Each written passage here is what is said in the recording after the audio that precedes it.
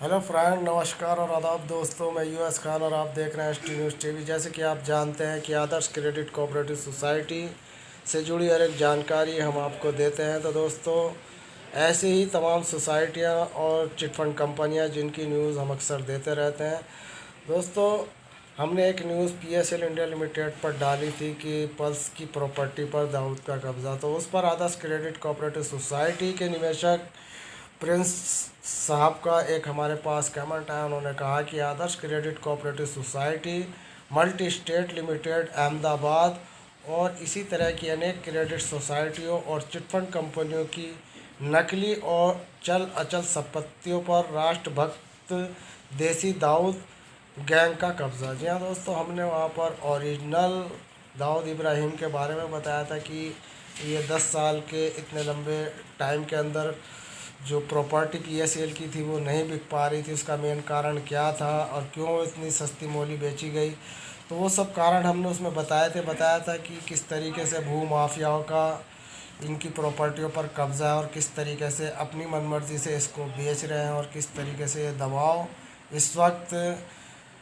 जो पल्स की प्रॉपर्टी का ये इस टाइम मैटर चल रहा है बेचने का, उस पर क्या धांधलेबाजी चल रही है, सब उजागर किया था। जिसमें हमने स्पष्ट तौर से बता दिया था कि इसमें दाऊद इब्राहिम के जो गुर्ग हैं उनका कब्ज़ा इसमें है। तो इसी को लेकर इन्होंने यहाँ पर आदर्श सोसाइटी के बारे में लिखा कि यहाँ पर जो है इसमें देसी दाऊद इब्राहिम गैंग का कब्ज़ा है। जहाँ दोस्तों ये साफ जाहिर है कि जिस तरीके की जांचें चल रही हैं और उस जांच में जिस तरीके की 2 करोड़ की एक रिश्वत मांगी गई थी उस सब को लेकर यहाँ पर ये बताया गया है।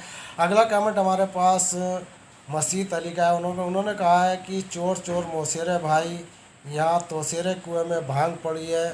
चोर की जांच चोर करेगा तो क्या होगा। 8 करोड़ की मांग होते होते 2 करोड़ पर आकर टिकी।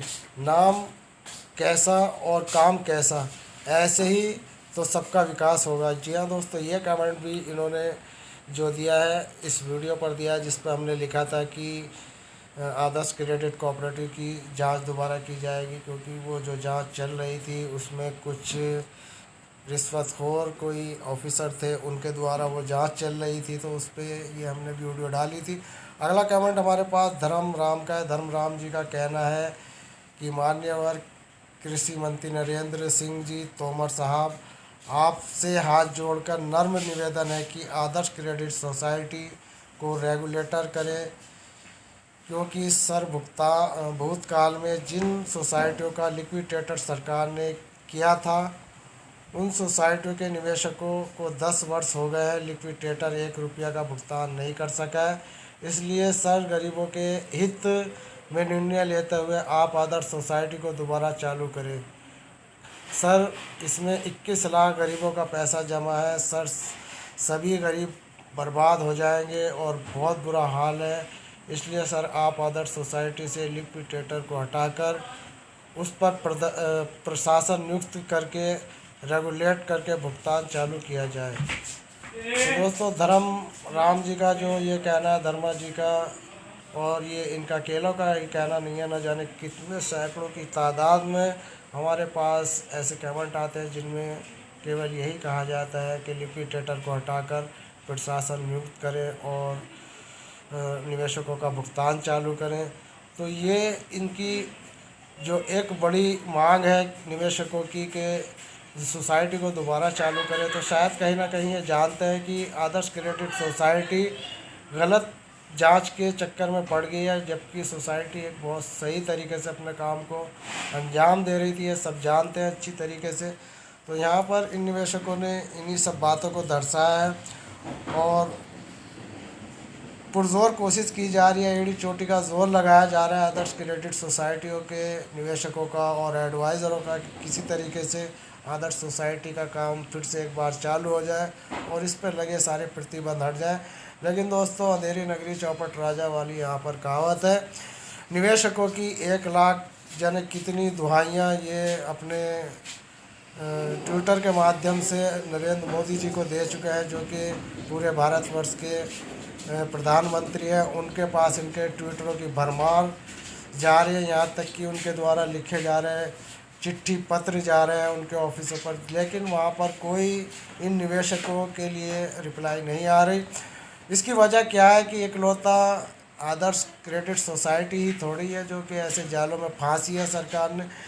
ऐसी आदर्श सोसाइटी जाने कितनी है जो इस वक्त सरकारी जांच की प्रक्रिया से गुजरकर, और उनका जो जितना भी लटो पटो है, हमारे यहाँ एक कहावत है, जो भी उनकी धन दौलत है, यानी कि उनके अकाउंटों को सीज कर लिया, उनके घर मकानों को सीज कर लिया, उनके घर के पहनने के जेवरों को सीज कर लिया, उनके जितनी प्रॉपर्टियाँ थी, कंपनी के जो काम चालू थे, उन सब पर इस वक्त सरकारी एक लूट मची हुई है। और ये एक लूट 3,000 ऐसी सोसाइटियाँ हैं जिनको आदरणीय नरेंद्र मोदी जी ने छाती ठोक कर लाल किले पर यह कहा था कि हमने वो सारी कंपनियां, चिटफंड कंपनियां बंद कर दी हैं जो गरीब निवेशकों की लूट मचाई कर रही थी। तो दोस्तों उस की आड़ में इन्होंने खुद लूट मचाई कर दी, और पैसे देने के नाम पर उन्होंने कहा कि हमने उनका काम ऑनलाइन प्रोसीजर से चालू करा दिया है। तो दोस्तों मैं आपकी जानकारी के लिए यहाँ बता दूं कि ऑनलाइन प्रोसीजर की जो गाथा है मैं PSL इंडिया लिमिटेड की बता चुका हूँ कि इस 6 साल के पीरियड में अभी तक 2,500 और 5,000 और 7,000 से नीचे वालों का, यानी कि 8 लाख निवेशकों का पैसे देने का प्रोसीजर बताते हैं कि हमने इतने निवेशकों को पैसा दे दिया ऑनलाइन सेवा से। जबकि मैं आपकी जानकारी के लिए बता दूं कि यहाँ पर 5,85,00,000 निवेशकों का पैसा फंसा हुआ है, और वो पैसा दोस्तों 59,000 करोड़, जी हाँ दोस्तों 59,000 करोड़ रुपया इस PSL इंडिया लिमिटेड में लगा है। लेकिन ये सारा पैसा गवर्नमेंट के कब्ज़े में है, और जिस तरीके से इनका देने का प्रोसीजर है पैसे, उस तरीके से अब से 20 साल बाद, यानी कि 2 दशक बाद भी बड़े निवेशकों को पैसा नहीं मिल पाएगा। तो दोस्तों कुछ ये इस तरीके से हर कंपनी में कुछ ना कुछ चल रहा है। ऐसी आदर्श क्रेडिट कोऑपरेटिव सोसाइटी का मैटर है जिसमें यहाँ पर दिखाया गया कि एक कंपनी में एक जो इसकी जांच कर रहे थे, वो जांच करने वाले यहाँ पर 2 लाख रुपया मांग रहे, 2 करोड़ रुपया मांग रहे हैं। तो ये सब परेशानियाँ निवेशकों के सामने। तो दोस्तों